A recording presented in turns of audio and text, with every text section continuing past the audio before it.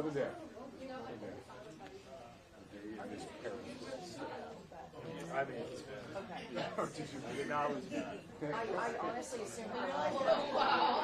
So I was like, you must have lost it. My dad switched all his teams in the 80s. And Why? because he was sick of his dad yelling on TV because of how bad the New England teams were. Okay. So it's like, oh, okay. So it's those Flyers, Yankees, and Cowboys. Oh, the irony. What? So growing up is not been too frugal on that. I stick by it. That's funny, man. Yeah. You guys kind of miss out on the Patriots dynasty. Yeah. The Red Sox winning the World Series. Oh, yeah. Oh, my God. Being a Cowboys fan, and a Yankees fan, both of those was not. Right. It is fun. I'm like, Outcast. I'm probably one of like two people in my friend group that doesn't like the Pats. So during the Super Bowl, I'm always there. I get to play opposite. And that worked out pretty well this past year. It wasn't too bad.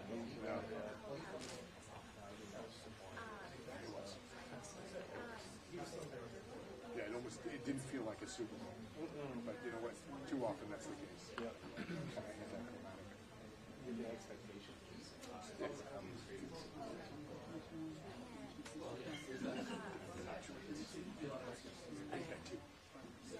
I'm a Giants fan, so I always feel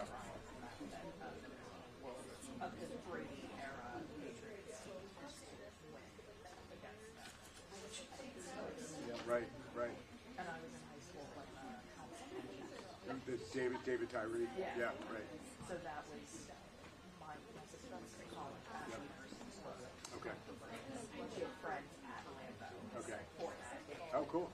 And she called it out just terrorized her sensing out there. We're going to throw ourselves into a maybe right. That's funny. It's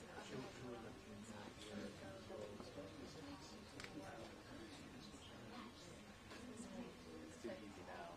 Nothing Cowboys and bad people and dollars and texts. Yeah. Do not disturb. And that's happening a lot, too. I so my boyfriend is like it was a really terrible Thanksgiving game like I was in Giants I was like, you guys have no reason I know real and I go outside and he's like, whatever the Giants have and I was like, no.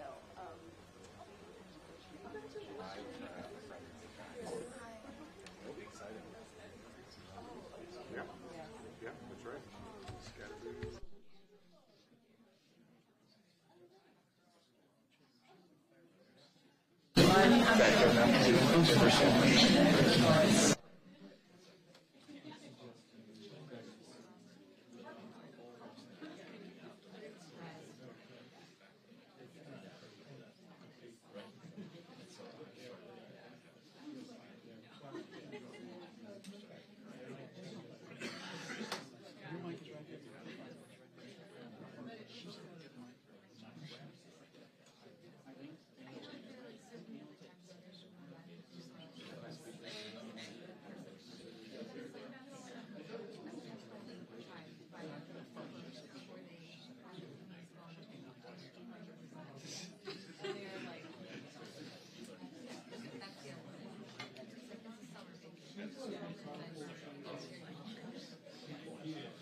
He never comes over and says, oh, by the way, I know.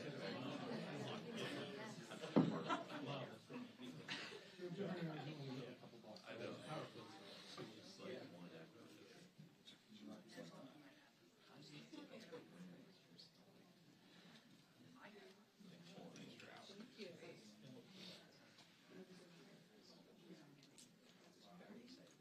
So I've already started thinking about Thursday, how I might excuse myself. I think last year I was just like, oh, lunch. I mean, by that point, house would be gone. They're asleep.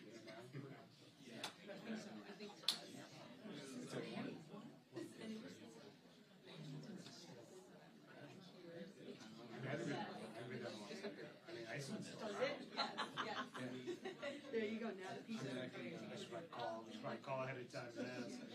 No. But yeah, no. If they find a, Scott Mitchell. oh really? Such Back in the day, there was is he all good? Then he was like just a few years older. Oh, really? I bet he's like 50 or something. Yeah, so talk about a lot of the younger brothers. I mean, yes, he went online. This was the baby. I mean, there's a home They're like, and more then measured five, analysis over. and we're all 2 years apart. It wasn't even like they had. I don't care. They're like ABC is last like 2 brackets. So I was like, oh, cool.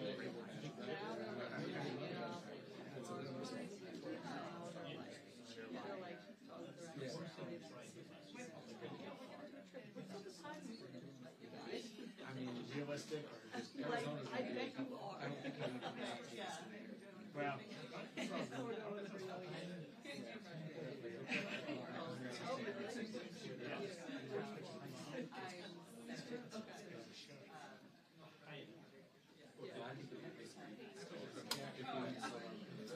yeah.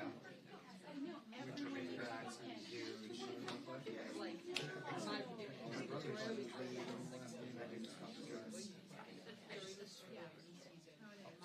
I mean, even if you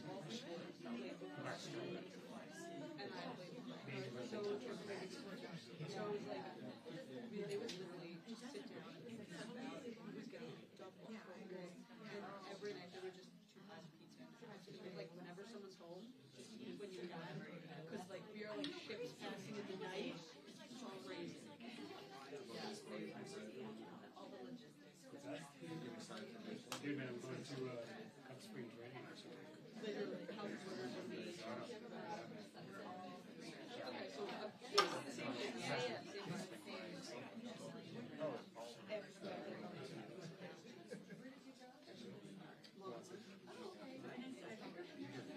Oh, really? I get free tickets, but Exactly. sister wanted what? Whole family? Yeah. Tickets at Field of Nations. You can get it, yeah.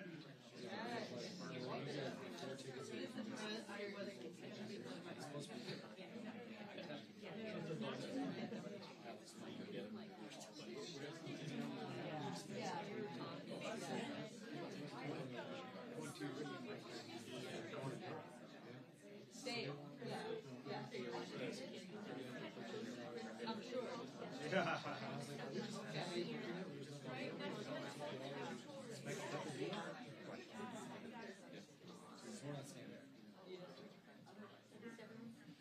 Yeah, we just had 2. I think we're good at this.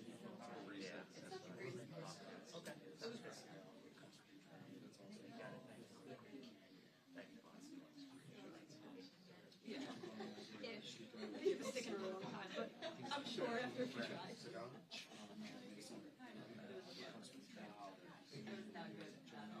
Oh, stay.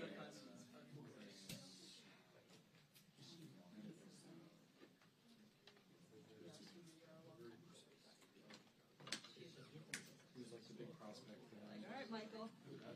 Yeah. There you go. Out Beaumont. It was a disaster.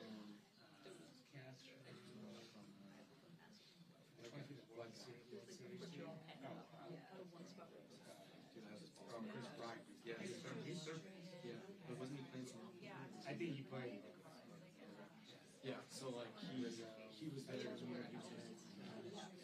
He had to learn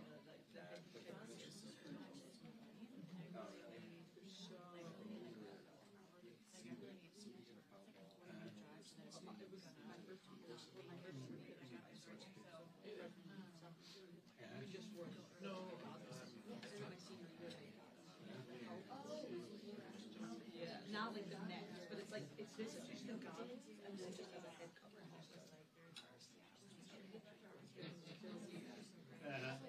I agree. Yeah. It's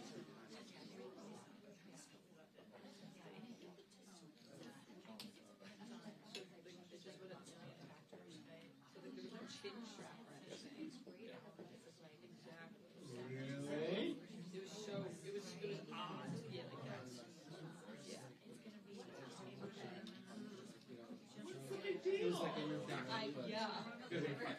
What? That's why? I don't know. I think it's just because the president is the one that turned out. Yeah, I guess.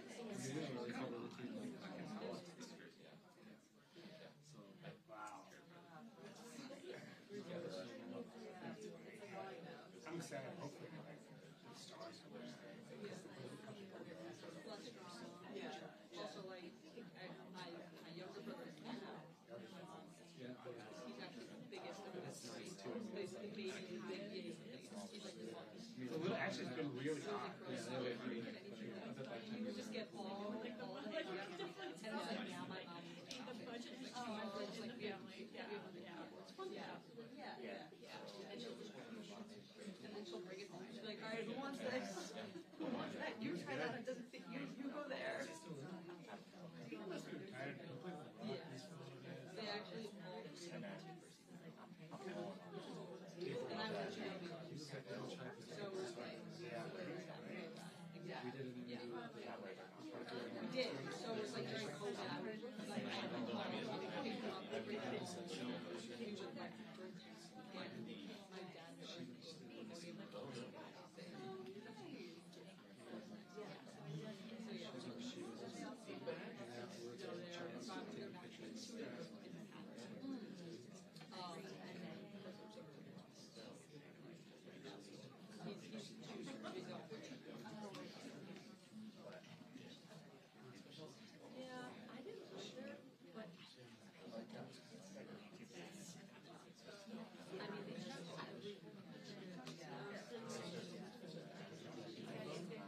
I'm like, wow. I was exhausted. That's the way that's very true.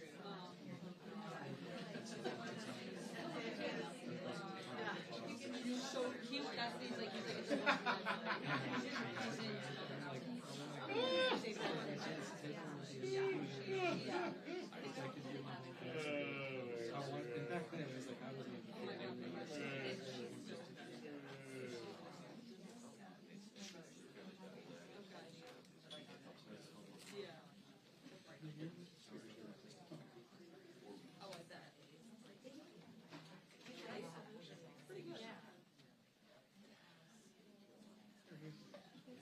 and I keep up, but that's another level. Yeah, break it up a little bit. That's my packet. I got it.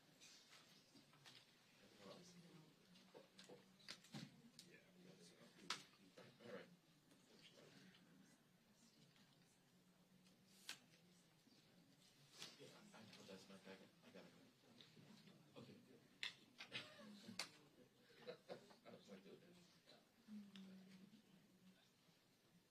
Michael, does that count as green? You should do that on purpose, or is that just you're lucky? It was a lucky. I don't like playing along with the theme. I'm not surprised by that. So sure, I guess we can count it as that. You're lucky. I wanted you in it, and now you're in it. What? Thank you. Stepping up, I'm all about St. Patrick's Day. I can't believe that I like got my feelings decked out and then I did it. So much weed. I was like, what? Why did I say that? It was like, shoot. We're hurt for my sister got married on St. Patrick's Day. Which, by the way, is actually a great party. Yeah, it was great. Yeah. Yeah, it was definitely like part of her mom's Patsy Flanagan. Oh, well then, yes. Yeah, very Irish, very into it. Yeah, we are too. We all like very Irish. I still like my brother's name is St. Patrick. Oh, see? Maybe you've just flat back on it. I know. But I was like so proud and we're like, yeah. Red.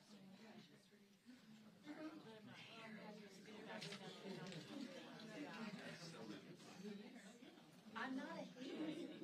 I'm just a sweet hater. I hate a theme.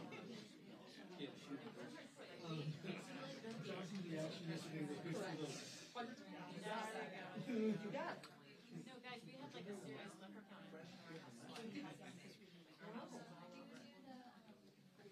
Oh, yeah, it's hard. It's hard. Like, last year, like I really had to really, I mean, the leprechaun and stuff. So it was like the President, mix, something between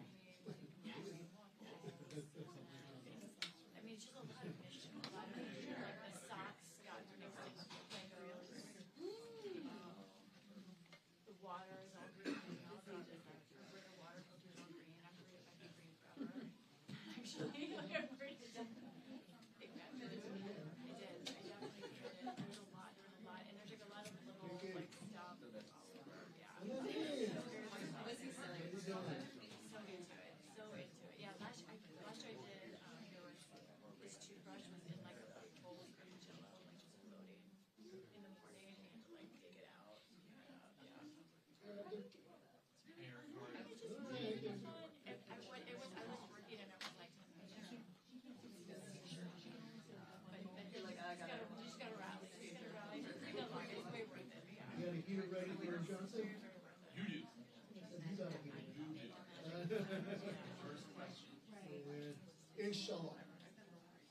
Yeah, there was like green frosting and peanut butter. Heard it later.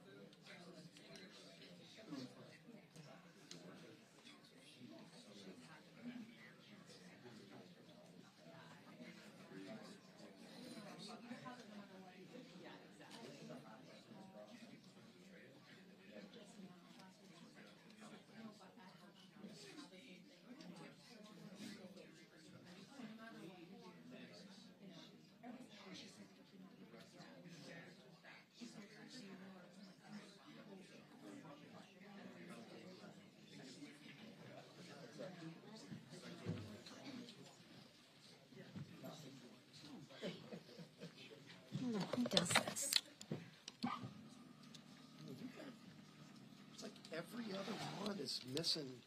A green. I know. Come on, man. I know. Where's your St. Patrick's Day spirit? That's right. Mike, they don't get a question if they don't have green. No green, No green, no question. All right, we're laying out the ground rules. Yeah. Well, good morning, everybody. I want to start this morning by being very, very clear to every single Democrat watching today. Enough is enough. Put the political games aside and fund our homeland security. Last week, just outside my district, an anti-Semitic driver with an explosive-filled vehicle plowed into Temple Israel Synagogue. The building was set ablaze while dozens of children were inside. Hours earlier, ISIS supporter opened fire at Old Dominion University, and days before that, a man wearing a sweatshirt saying, property of Allah, killed 2 people and wounded 14. This is not a game. End the shutdown now. Fund our homeland security. Protect Americans. Now, despite this urgency, however, almost every single Democrat in this town has voted to defund our homeland security. And why? Because they'd rather protect violent, illegal criminals than protect law-abiding American citizens. Let that sink in for a minute. Frankly, I'm sick and tired of it. And guess what? The innocent American citizens are tired of it too. In addition to fighting for an end to the shutdown, House Republicans will take up legislation this week to make sure that foreign nationals who commit fraud can be deported and permanently barred from exploiting more American citizens. I just show you this. And if you think that's unnecessary, let me introduce you to a few people who the Democrats love to support. This man is here illegally from Cuba, who was arrested in Big Rapids, Michigan for credit card fraud. Okay? All right. This man arrested in Carson City, Michigan for fraud and homicide, murder. I think we can all agree he shouldn't be allowed to remain in the country. Another individual in Port Huron arrested for fraud. A woman in Sandusky, Michigan, also arrested for fraud, right? And that's just in my home state of Michigan. I could keep going without, keep going and going. I mean, this is happening in just my state. I can't even imagine. I mean, we'd be here all day if we had to talk about what's happening in Whip Emmer State, right? Minnesota. We wouldn't have enough time. But despite what the liberal media wants you to believe, these are people that law enforcement are targeting, and law enforcement is actually holding these people accountable who have committed crimes against law-abiding Americans. Those are the people that the Democrats want to protect. This is exactly the people Republicans are making sure will never, ever be welcome back here again. Listen, the United States is the most generous nation in the world, but our generosity should never be mistaken for weakness. When people exploit our system, when they steal from our programs meant to help the most vulnerable Americans, when they commit fraud against our families, they undermine the trust that holds these programs and institutions together. And they take resources from Americans. So let me put it really simply. The Biden administration let a lot of these bad people in, like 20 million of them. terrorists, fraudsters, violent criminals. And now Democrats are playing political games to protect the bad guys and let the American citizens fall to the wayside? Tell me how that makes sense. That needs to end, and that needs to end now. Fund our homeland security. Deport violent criminals. Keep foreign fraudsters out of our country. These are common sense principles nearly every single law-abiding American citizen agrees with. It's time Democrats in Washington started supporting Americans too. And with that, I'll hand it over to Congresswoman from New York, Claudia Tenney.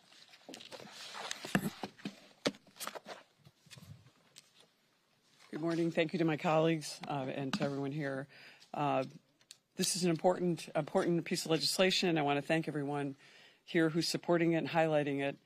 The Deporting Fraudsters Act addresses a serious problem. Individuals who come to our country and steal from American taxpayers should not be allowed to remain in our country. This legislation ensures that illegal aliens who defraud the United States government or unlawfully receive taxpayer-funded benefits are inadmissible and deportable under federal law. Current immigration law leaves gaps that allow bad actors to exploit public programs without facing appropriate consequences. This bill closes those gaps and ensures individuals who steal benefits intended for needy American citizens face removal. We have already seen why action is needed. Independent journalist Nick Shirley helped expose a massive fraud scheme showing how organized and widespread these scams can become even when oversight fails. Fraud targeting programs like Social Security, SNAP, and Medicare does not affect just a government budget. It harms seniors who spend their lives paying into these programs, working families trying to get ahead, and vulnerable Americans who rely on these resources. This is not an isolated problem. Last fall, I blew the whistle on Centers for Medicare and Medicaid, exposing how one physician in his 80s billed Medicare over $600 million over the course of the Biden administration, basically from 21 through 2024, with 95% of billings concentrated in the Los Angeles County area. That level of abuse is unacceptable and underscores how vulnerable these programs are without strong accountability. Entering this country illegally is already a crime. Turning programs meant to help our truly needy citizens into vehicles for large-scale fraud is even worse. Those who steal from hardworking Americans must be held accountable and should not be allowed to remain in the United States. The Deporting Fraudsters Act restores fairness, protects taxpayer dollars, and reinforces the rule of law. I'm here today to support this legislation and look forward to working with my colleagues to make sure we get it across the finish line. And I yield to Mr. Emmer. Thanks, Claudia.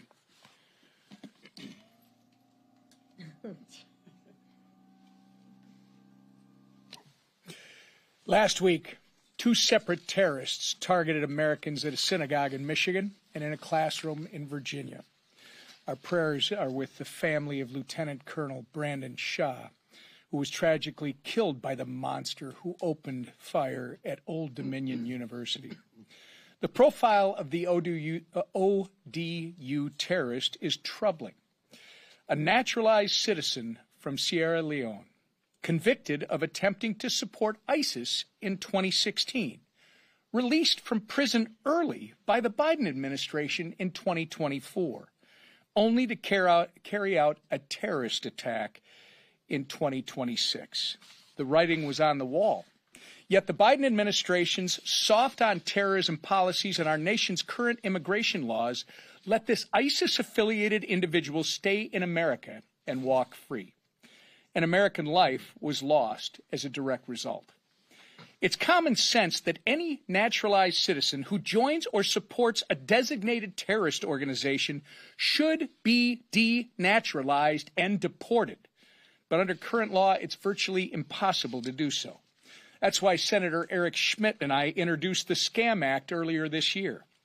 This legislation will make it easier to strip terrorists of their citizenship and ship them back to where they came from. It's simple.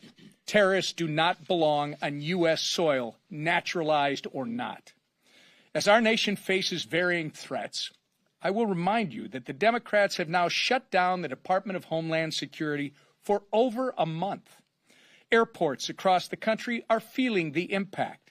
On Friday, TSA workers received $0 paycheck because Democrats continue to block DHS funding. More than 300 TSA officers have quit since the start of this shutdown, the second Democrat shutdown in just 6 months. And can you blame them? Because of the Democrats' reckless political games, the men and women of TSA have been forced to work without pay for 43% of this fiscal year. 43%. It's almost half. Democrats are playing political games while these TSA officers struggle to put food on the table, pay the mortgage, and take care of their families. It's cruel, it's dangerous, and it's time for this to end. Democrats could stop this immediately today if they wanted to. I hope they do. And with that, I turn over to our leader, Steve Scalise. Thank you, Whip. Happy St. Patrick's Day to all of you. We have a number of things that we're doing this week. We are tomorrow bringing a balanced budget amendment to the United States Constitution, a really important debate to have to, number one, do here in Washington what every state in America does, and that is require fiscal discipline, that at the end of each fiscal year we balance our books, just like families do every year. Those conversations around a kitchen table where you talk about making priorities and ultimately fund the things that are most important, and based on how much money you have coming in, you don't spend more than you take in. Shouldn't Washington have not only that same debate, but that same requirement in the United States Constitution? It's going to be a really critical vote to watch on the House floor. Who stands for fiscal discipline and who wants to continue recklessly spending other people's money? That will happen tomorrow. You already heard about the efforts we're going to continue to take to root out fraud in America, to protect taxpayer money, especially from people who come here illegally and then abuse this very country and the wonderful things that these people do in this country to help welcome people, but yet those that take advantage of us should have no place here. You're going to see that vote as well. But you're also going to see the Democrats start trying to shift blame as the final results of what they've done to shut down the Department of Homeland Security become evident to all Americans. Anybody who flies on a plane now knows what the Democrats have done with the Department of Homeland Security shutdown. At my home airport in New Orleans, you had lines wrapped around the airport all the way into the parking garage.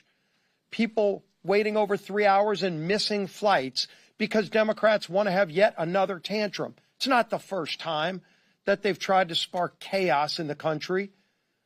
As the Whip said, it's the second shutdown they've had in just 6 months. Because Democrats don't want to govern. Democrats are not capable of governing. They just want chaos in America. And it's hurting real Americans all across this nation. Obviously, it starts with those workers that aren't getting paid, that have to show up. And we see it at the airports with TSA agents.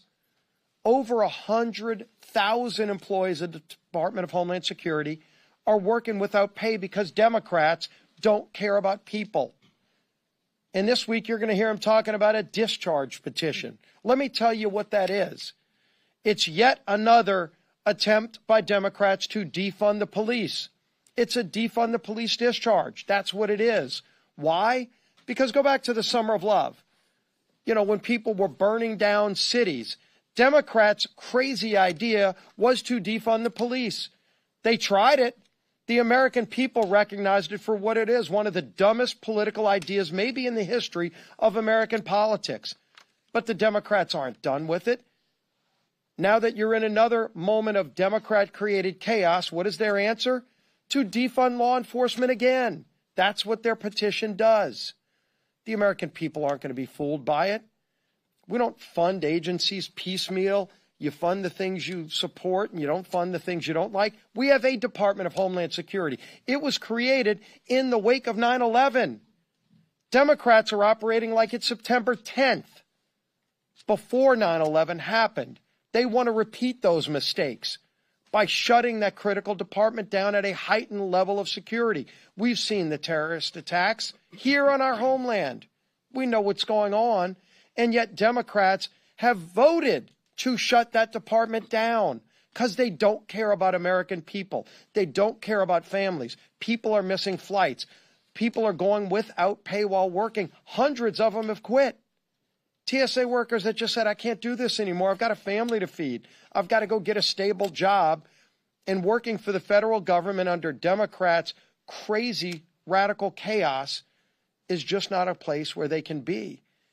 They're real victims in the Democrats' dangerous game. And now this defund the police discharge is one more example that they're not serious people. But we've got real work to do. And American people are counting on us to get the job done. And the man leading that fight to get the job done is our Speaker of the House, Mike Johnson. Thank you, Leader Scalise. I would say good morning and happy St. Patrick's Day, but it's not a happy day for so many millions of Americans. It's really a difficult one. We're on day 31 since the Democrats decided to shut the government down, the partial shutdown, this time of Homeland Security. This is now the third longest shutdown in American history. They like making history on the other side, the wrong kind. They had the longest shutdown in history last fall, as we all know, and now they've got the third. Today is a direct result of Democrats taking the Department of Homeland Security hostage in order to protect criminal illegal aliens. That's exactly what it is. Here's some of the stats. Roughly 120,000 DHS employees, including 50,000 TSA agents, are going without pay for yet another week. FEMA's ability to respond to natural disasters is increasingly imperiled. We had some big weather events, as you might have noticed, in the last 24 hours. Our agency of government that is responsible for assisting with that is being hampered. American airports obviously are reaching a breaking point, so severe that airlines are pleading with Democrats to please fund the Department of Homeland Security. It's fallen on deaf ears. 4 separate times, Republicans have voted to fully fund DHS since this chaos ensued. 4 times. And on each of those times, Democrats voted almost unanimously to block the funding. Now, instead of doing what's right and putting an end to this charade, Democrats insist on tearing the bill apart piece by piece. Their latest proposal would only partially fund DHS while stripping funding for ICE and Customs and Border Patrol. As Leader Scalise just reminded you, the discharge petition is really a petition to defund the police. Think of it. The law enforcement agencies that are the part of the Department of Homeland Security are what they are targeting. Democrats refuse to reopen TSA and FEMA and the Coast Guard and these other critical functions of government unless they can reopen our borders to illegal aliens, because that's exactly what their gambit would accomplish. This is not a serious position. It is not one that the American people agree with. As one of the primary agencies responsible for protecting the homeland, the Customs and Border Patrol plays an irreplaceable role in our national security framework. This is not a game. Our CBP agents stand on the front lines. They protect our nation against transnational crime and drugs and child trafficking, terrorist threats before they reach our communities. It is our largest federal law enforcement agency. CBP is the largest federal law enforcement agency, and any bill that strips its funding weakens our defenses against terrorist plots, it undermines the integrity of our borders, and it disrupts lawful travel through U.S. ports of entry, including the millions of American and international travelers through processed at our airports every single day. Now, it bears repeating, in just the last 2 weeks, we have had 4 jihadist attacks on American soil, all of which originated from perpetrators who are already inside the country. Every one of those attacks falls squarely under the purview of the Department of Homeland Security, and the Democrats don't want to fund it. And now they're demanding we strip funding from the very agency responsible for stopping all of that. It's another dangerous game, a political game by Democrats that's as foolish as it is perilous. I'll make one additional point. Democrats opened our borders wide to tens of millions of illegal aliens for 4 years under Joe Biden, including untold numbers of violent, hardened, and repeat criminals. That is an objective fact, and no one can refute it. They could have closed the border any time. As you all know, I pleaded with President Biden, after I became Speaker, to do it, and he pretended as though he did not have the authority to close the border. They chose that. They chose to keep the border wide open. And they looked away.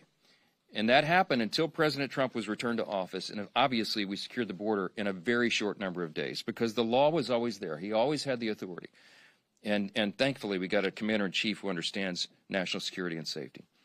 And now when our borders are finally secure and when criminal illegal aliens are finally being held to account for breaking our laws, now the Democrats want to reverse course. They want to go back to open borders. They want to defund the agencies that are responsible for keeping law and order. And now Leader Jeffries has claimed the latest proposal to defund CBP will just allow talks to continue. But you all know, because you're tracking it every day, that's nonsense. Bipartisan talks were already underway before funding lapsed. It was Democrats who walked away from the table. They did it precisely so that they could take the Department of Homeland Security as their next political hostage. They've made a political calculation. Their polling says they're not fighting Trump enough, and so they determined that Homeland Security was the place to throw down the gauntlet. It's so crazy. It really is. And since they shut down DHS now over a month ago, we've heard nothing but political posturing from Democrat leaders. They're not serious about this. The answer is simple. They don't want to fund Homeland Security. They don't want to do it. They're perfectly content jeopardizing the security of our homeland and hurting the American people if it means protecting criminal illegal aliens. And there is no other way to explain this. Democrats have made that conscious decision repeatedly. You know them by their actions. They're doing it again. In the fall, they shut down the government to try to give taxpayer-funded benefits to illegal aliens. And now they've shut down the government once again to reopen our borders and shield criminal aliens from our own laws. The American people are not on board with this. They're not going to have broken policies. They're not going to have us return to that. The broken policies of the Biden administration, they rejected that in the election soundly. The chaos that Democrats unleashed on the country, that was a big issue. In fact, it was the #1 issue in the election of 2024. We're not going back to that. The American people are not going to go back. The Republican conference is going to work every day to ensure that we don't. I'll leave you with this thought. We'll take a couple questions. Listen, CNN had a story this week. They were talking about the Quinnipiac's latest polling, which is consistent with other polls around the country, the favorability of Democrats in Congress. They are at their lowest number in history. In fact, they're far below the lowest polling numbers in history. And the story led with the lead. Democrats' favorability is lower than the Dead Sea. Okay, they're at negative 55 percentage points of favorability. Negative net 55% in the open polling. And among independents, Democrats in Congress are at negative 60%. They should just retire. They should just throw in the white towel and give us the Congress so we can fix this mess and stop the charade. This midterm election that we're coming up on is a contrast election. This is not I was talking with Newt Gingrich the other night, and you know he brought the contract with America. This is a contrast for America. That's what we have. This is common sense, the Republican Party and our policies, versus crazy. This is crazy. It's crazy. And I'll take a few questions. Yeah, from her. Well, that's not a green tie. Never mind. Over here. Go over here. Come on. All right, go ahead. Okay, so the president has said that the Save America Act is his #1 priority. Yeah. When making the argument to Democrats to vote yes for this, because it will require Democrat votes to pass, can you give for me one example of fraud conducted in a previous election that the Save America Act would prevent? Look, we're not going to litigate all that. I can tell you what I'll tell Democrats. You should listen to the American people. Ostensibly, we're supposed to come here and represent the interests of the American people. This is a 90-10 issue in public opinion polling, and Democrats agree that you should be a citizen and have a photo ID to vote at a tune of about 70%. So there's no argument that you shouldn't do this. If they want free and fair elections, if they don't think fraud should be a problem, then they should vote to enforce federal law. It's already the law, as you know. It's already the law that you have to be a citizen to vote in American elections, and we should enforce that. And having a photo ID, you have to have a photo ID to do everything in American society. Why not to vote? It's ridiculous for them to oppose it. We are cheering along the Senate Republicans in trying to force this through. Hopefully, we can get this to the president's desk for signature. It's a top priority, not just for Republicans in Congress. Again, common sense versus crazy. It's crazy to say that you should not be a citizen or not have ID to vote. And it is common sense, and it comports to the American people. Go ahead, all the way down. Yeah. Happy St. Thank you. This morning, former Congressman Joe Kent, who you campaigned for when he ran for Congress, resigned as the director of the Counterterrorism Center. He wrote that he cannot in good conscience support the ongoing war in Iran. He writes, Iran posed no imminent threat to our nature. It's clear that we started this war due to pressure from Israel and its powerful American lobby. How do you respond to that and to those other Republicans who say that this war is actually putting foreign interests above domestic interests? Well, that proposition at the end is clearly wrong. I'm on the Gang of Eight. I got all the briefings. We all understood there was clearly an imminent threat, that Iran was very close to the enrichment of nuclear capability, and they were building missiles at a pace that no one in the region could keep up with. They were far outpacing our allies and friends and us in our defense capability, because we had personnel, installations, members of the armed services, and civilians in the region. Iran was building up ballistic missiles at such a rapid pace, and we knew that their plan was to fire them upon Americans. The commander-in-chief and his administration had a very difficult decision to make.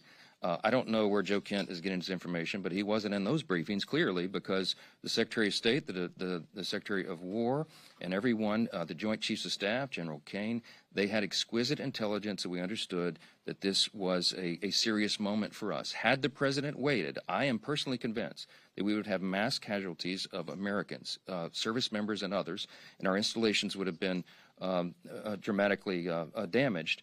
And so we had to, the president felt that he had to strike first to prevent those mass casualties. That's a summary. I can't tell you the classified part, but that's a summary that's made public, and it's accurate. Yeah, Manu. It's been more than 2 weeks since this war was launched by the United States against Iran, yet the House has not had a single public hearing with a cabinet official about the cost to American taxpayers and to American service members. Why has the House not heard testimony from a cabinet official about this war? I don't know if you've noticed, but they've given us multiple briefings.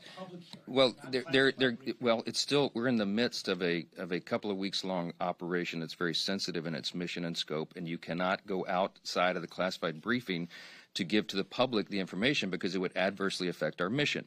They have well explained this to members of Congress in multiple briefings, both before, during, and after the operation commenced. We had the auditorium full of House members just last. The American public is getting.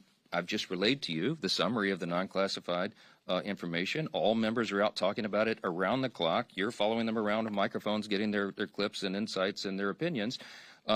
This is being watched very carefully, but we're in the midst of an operation that is winding down. According to the president himself, we are very close to having the mission completed. The Strait of Hormuz is an ongoing issue, and he has, I think, rightfully called upon allies and friends and other nations who depend much more than we do on the Strait of Hormuz being open for their oil supply to step up and assist and put the terrorists and tyrants at bay, because that's good for stability and calm around the world, and America stands for that, okay? We are standing for freedom. We have taken out an enemy that was seeking to do us harm and wipe Israel off the map, and that's a good thing, and it will be a great thing for the stability of prices going forward and the calm around the world. So we ask our allies to step up and acknowledge that reality and help us out. I think that's a very reasonable proposal. Jay. Sir, on the same sir.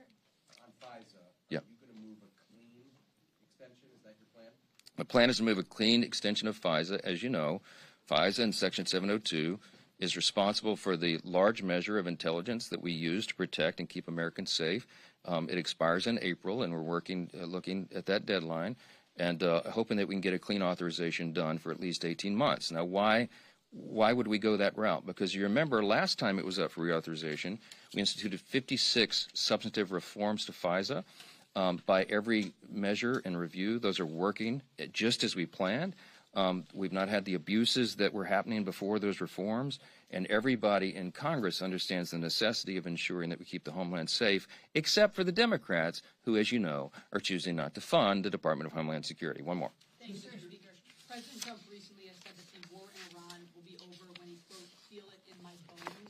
What does he mean by that? Well, I think his bones are informed by the intelligence, okay? So, look, it's the commander-in-chief, whomever is the president, whomever is the commander-in-chief, under our constitutional system, is given a broad amount of latitude and authority. Their decisions are informed by all the intelligence and the experts, a large panel of them from the Joint Chiefs of Staff on down, who come in and advise the president. Every president makes a gut decision, and hopefully they make a prayerful decision.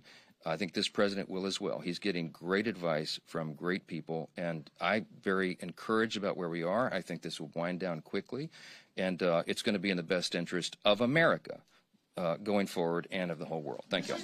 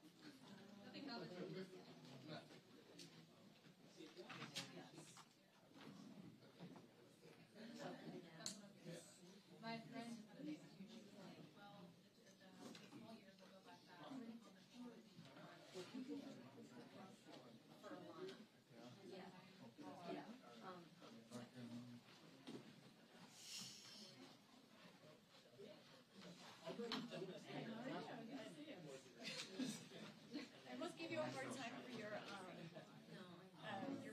take on the lunch on the midterms. I was like, you are crazy. What about it? Yeah. We've talked later. Did you look at that? I don't know. I think Hudson did a little. This is my next live. Okay.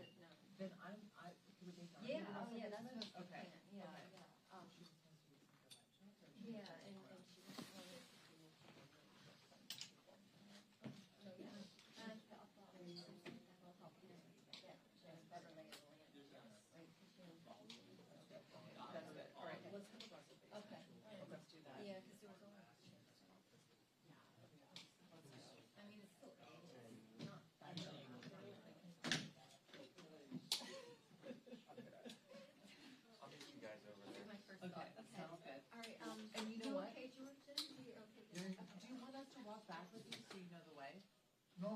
You know the way? Okay, okay. Thanks so much. Yeah, once you. See you later.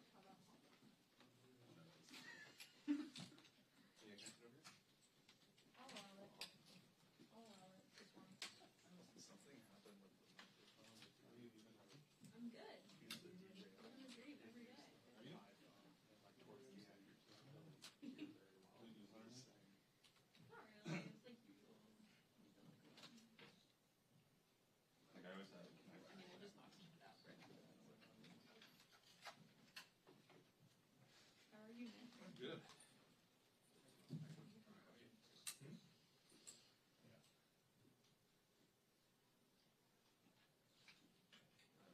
Turned out yesterday, 7:14 after dusk. Then do you snack? No, but I don't like that because that means I get less snacks. What snacks are available? I brought a box back. It's Maddie reminded me after I caught him at that point. Oh my gosh, wow. What's that? Oh my gosh, how was New York? Were you just there for the weekend? Yeah.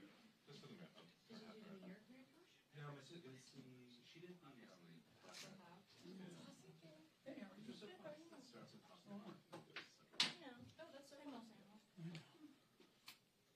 Is your sister New York? Wait, so fun. Do you want me to take my spot? Because I can Well, deeply upsetting to hear that you're I'm not. because I was really banking on for my own.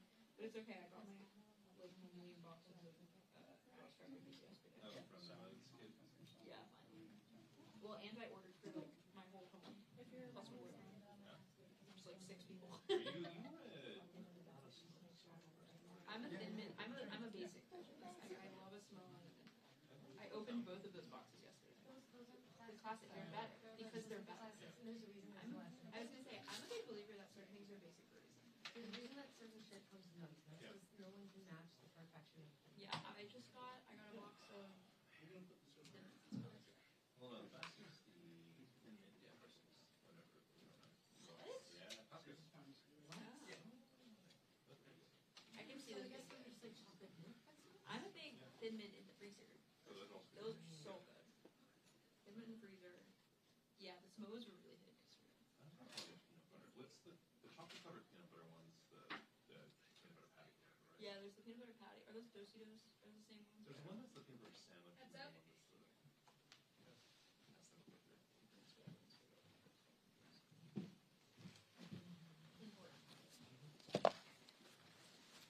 Good morning. We're officially in the third week of Donald Trump's unilateral war in Iran, with seemingly no end in sight. It's hard to measure the amount of damage this administration has done, both home and abroad, but there are a few horrifying statistics that we learned in recent days. Number one, 13 of our brave service members were killed, with more than 140 injured. Americans are mourning their family members who died in the war that the Trump administration can't explain. And what does Trump do? He sends a fundraising email out using a photo of the casket of one of these soldiers. It's beyond disgraceful. This war is not just claiming the lives of men and women in uniform abroad, it's costing hardworking American taxpayers here at home. According to the Department of Defense, the Trump administration is spending billions of dollars a week in taxpayer money to fund the war in Iran, money that they refused to invest in health care for families and providing food assistance for hungry children.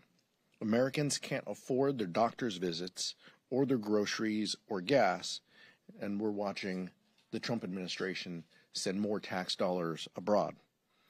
At this rate, the cost of the war could have paid for extending the Affordable Care Act tax credits and kept insurance premiums low for at least a year. Of course, Americans were already facing an affordability crisis after Trump and House Republicans passed their big ugly law to gut Medicaid and SNAP in order to give billionaires a tax cut. Now, Trump's war in Iran has caused gas prices to skyrocket across the country. The average price in California surging to over $5.50. Trump promised the American people he would lower costs on his first day. He lied to the American people, and he is betraying Americans. It's time Republicans finally join Democrats in standing up to the reckless president.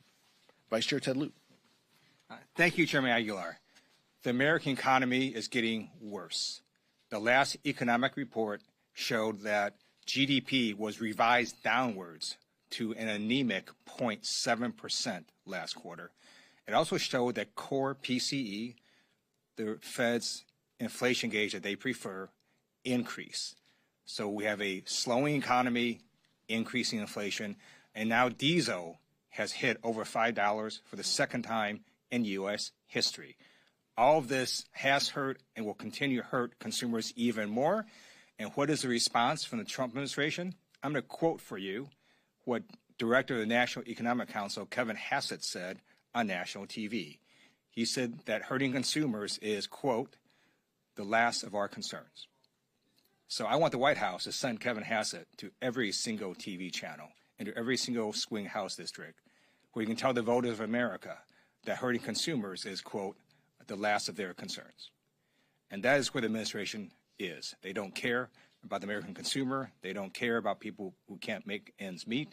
And we're going to see what happens this November. I also now want to talk a little bit about the Iran war. I'm going to go back to a House Foreign Affairs Committee hearing. We have a Department of Defense witness for acquisitions, and we have a problem in terms of a missile shortage. How do we know we have a missile shortage? Because the president called an emergency meeting earlier this month with all the top defense contractors talking about increasing missile production. Lockheed has said they are going to quadruple missile production. Well, that's great. Let me just give you some numbers. Right now, they make 8 THAAD missiles a month for a total of 96 the entire year. So even if you quadruple that, it's not a lot. It goes up to about 400. And you know how long it's going to take them to do it? In their own press release, 3 years. So that's where we are. And then you have Iran that has over 80,000 drones by some estimates and other ballistic missiles. And so they're launching all of this at U.S. bases, at allied countries, and we're firing THAAD missiles and Patriot interceptors. The cost of one Patriot interceptor is $4 to $4.5 million per missile. The cost of one THAAD missile is about $12 to $15 million per missile. The cost of an Iranian drone could be as low as $20,000. This is like launching Cadillacs at baseballs. It is not sustainable. And so I urge the Department of Defense and the administration to come up with a plan to Congress as to how they can sustain not only this war, but any future war, because clearly there's a huge mismatch between the weapons that the Department of Defense has and what our adversaries are able to launch at America and our allies. Thank you, Vice Chair Luke. Questions? Max? You led off by describing the Iran war as unilateral. A lot of your colleagues have described it as illegal. It's clear there's huge democratic frustration with the president's actions here. Do you think that what the president has done with regards to the war in Iran could rise to the level of impeachment? And have you heard any conversations about that with your colleagues in the caucus? No, I think that this is the president has made this action unilaterally. He has not asked for the world to buy into this. He has not asked for Congress to buy into this. So he owns all of it. But look, the impeachment piece is a distraction that nobody is talking about here with respect to Iran. What we've asked for is the president to come to Congress to show us a plan. What is your plan? What is your strategy? How do we get out of this? We're in week 3. The president said we already won. Mike Johnson's saying we're winning. It's almost done, right? It seems like they're always a few hours away from hanging the next mission accomplished sign around here, and we continue to suffer. And now we're going to be stuck with the bill. And now they're talking about, right? There was rumors of a $50 billion bill that they were going to send to Congress. Now they're going to, may wrap it into, reconciliation. I mean, the frustration the House Democrats have is that there is no plan or strategy. The administration, enabled by House Republicans, are just going day to day. This is like the Kevin McCarthy strategy, like survive the day is all they want to do. And it's unfortunate. It's dangerous for the American public. It's weak, and it's just wrong. And so that's what House Democrats have been saying and will continue to say throughout. Nick?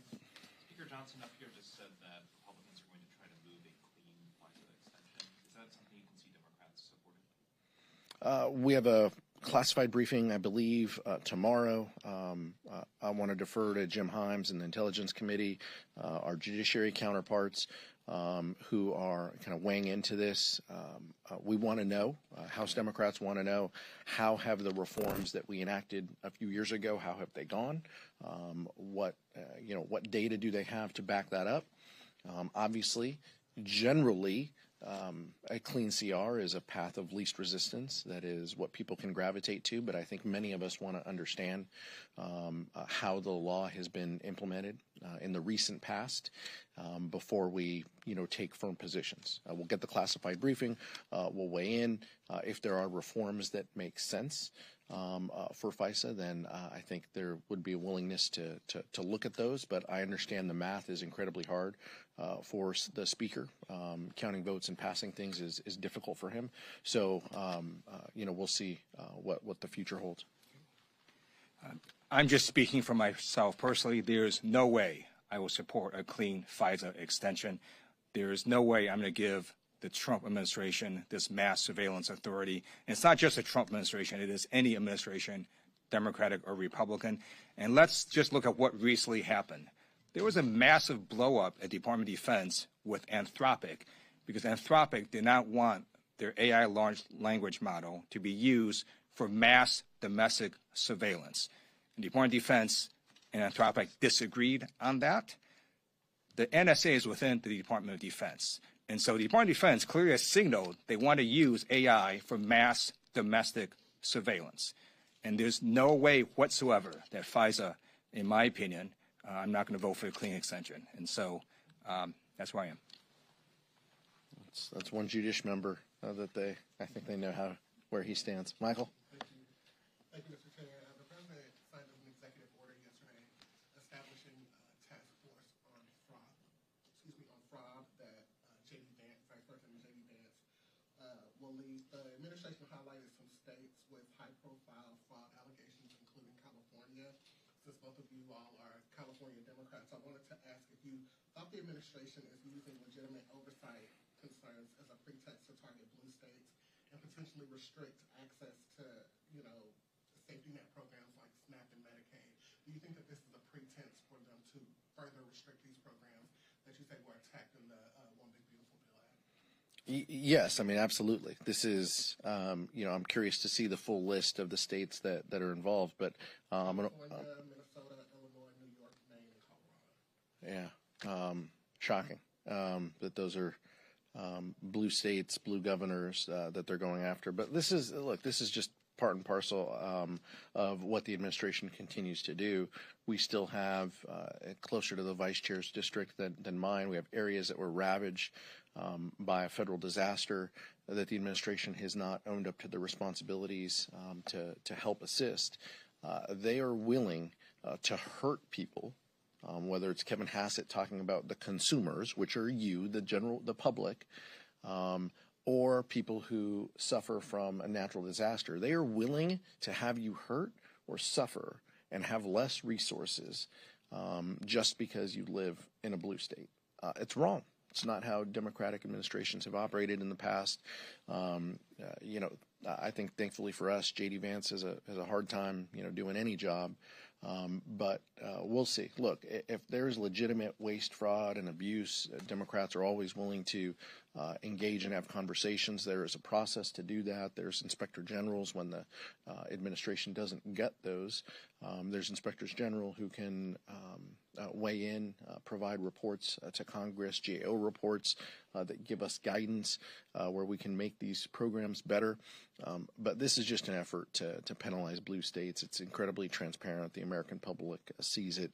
The president's just trying to give J.D. Vance a job to do, probably so he doesn't speak out against the Iran war. But that's just where we are.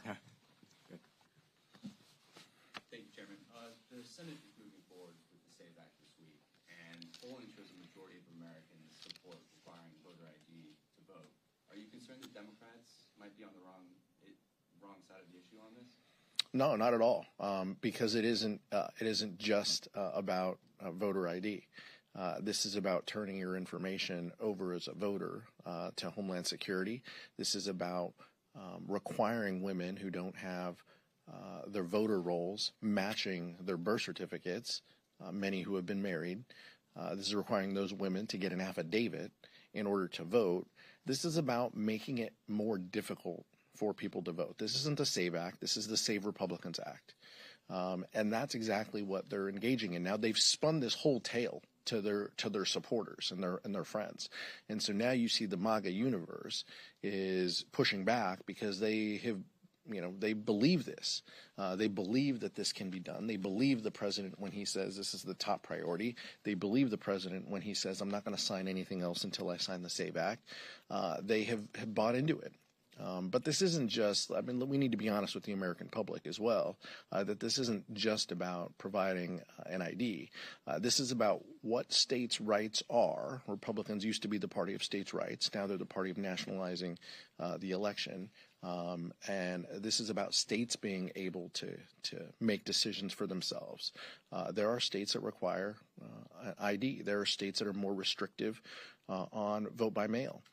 That is part of the process. Overwhelmingly, the data shows people support their local communities and their states running their elections. Overwhelmingly. Right? So why would we want to change that? Why would Donald Trump want to do that in this mid-year, leading into this midterm election?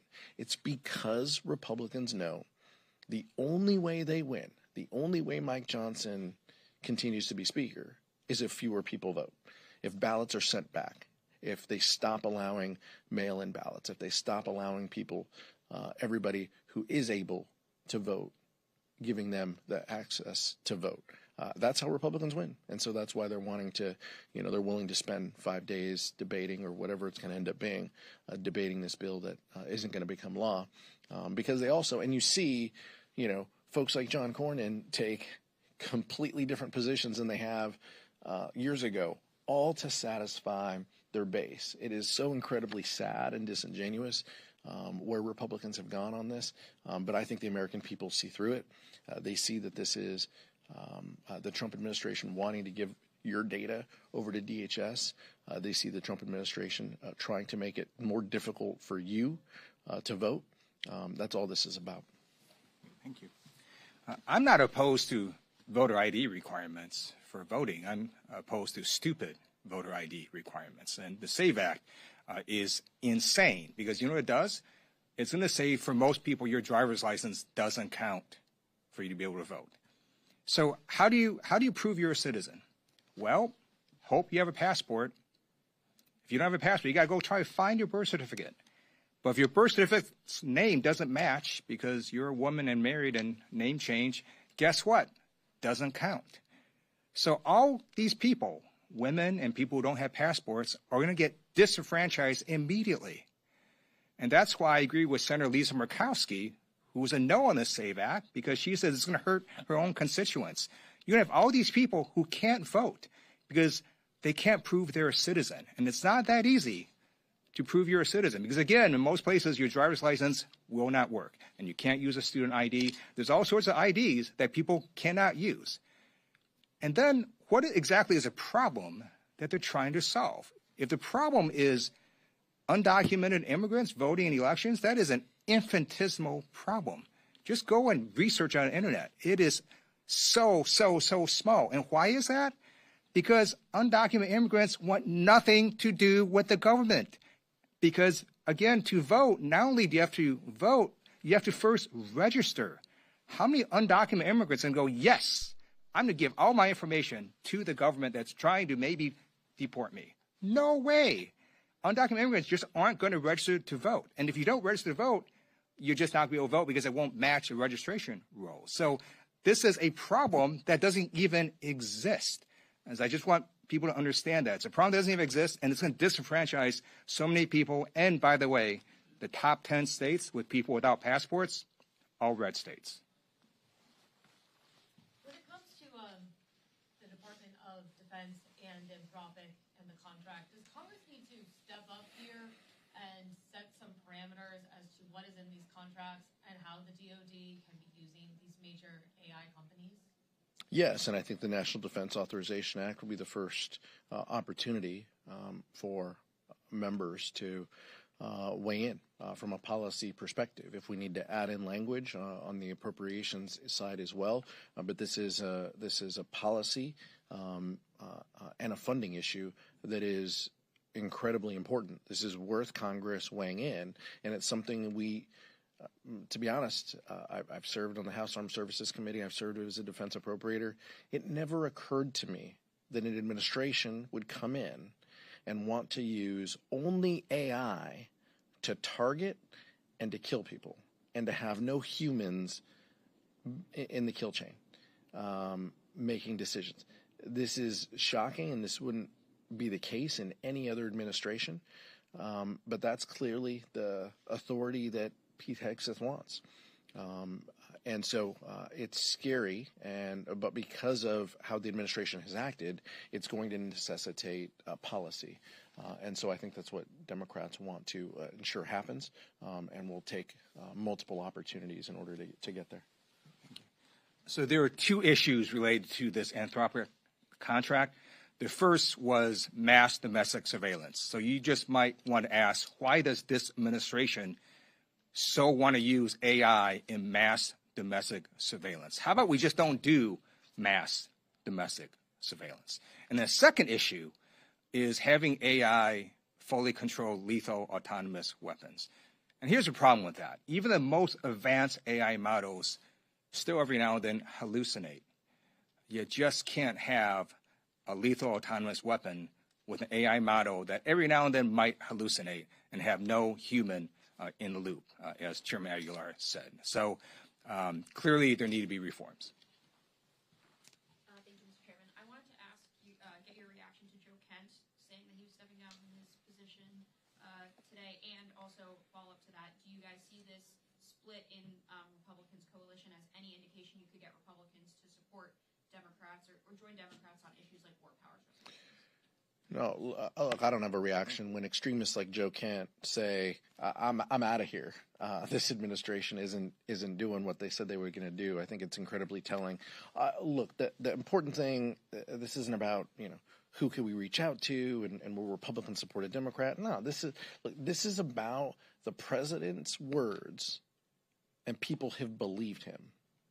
Many people in the public who are purple voters, they vote red, they vote blue, they believe the president when he said he would lower the costs on day one. They believe the president when he said he would cut your utility bill in half within a year. They believed him when he said he didn't want to make investments in foreign wars or to get America in more conflicts. They believed him. This is someone who just can't be believed. And that's what House Democrats will continue to say through this year and through this administration. This is somebody who does not believe you should have health care. He does not believe you play a role in our communities and that you should be honored and lifted up, and we should be looking out for you. He wants to look out for his big business friends. He wants to look out for his family. He wants to make sure that they are well taken care of. He wants to ensure that all of his friends can do all of the insider trading that they want and can benefit themselves. But you, the American public, do not fit into that system. And that's the most egregious part of it. And I think that's the story that we'll tell through November. Last one. Last week, James Clyburn announced his reelection efforts. He'd be 88 at the end of his next term. On the other side of the aisle, Congressman Dunn inadvertently had some of his health information revealed yesterday. When it comes to members who are older or dealing with health issues, how is the caucus advising them to go forward to help gain the trust of their constituents? Look, that's a question between them and their constituents. If somebody is healthy and willing, very very scenarios. Obviously, our colleague from Florida has indicated he's not running again, and the question was just how long he would serve, and the president outed his private medical condition, and that's something between him and his doctors and apparently the president now. But look, if that's a question between people and their constituents. It's the same reason why I believe the people are the best gauge of term limits. We don't need term limits. We have the public deciding every 2 years whether we are fit to serve and able to serve. With respect to members indicating that they're going to run again, look, we welcome them to the caucus. Our focus and our job right now is to make sure we have 218 people caucusing with us next January. to make sure that we can put a check on this administration and to make sure that we can put people first. That's what we seek to do, and to convey to the American people that you deserve better. That coalition will include people from all over the country, including folks who have and continue to serve their constituents quite well. Thank you so much.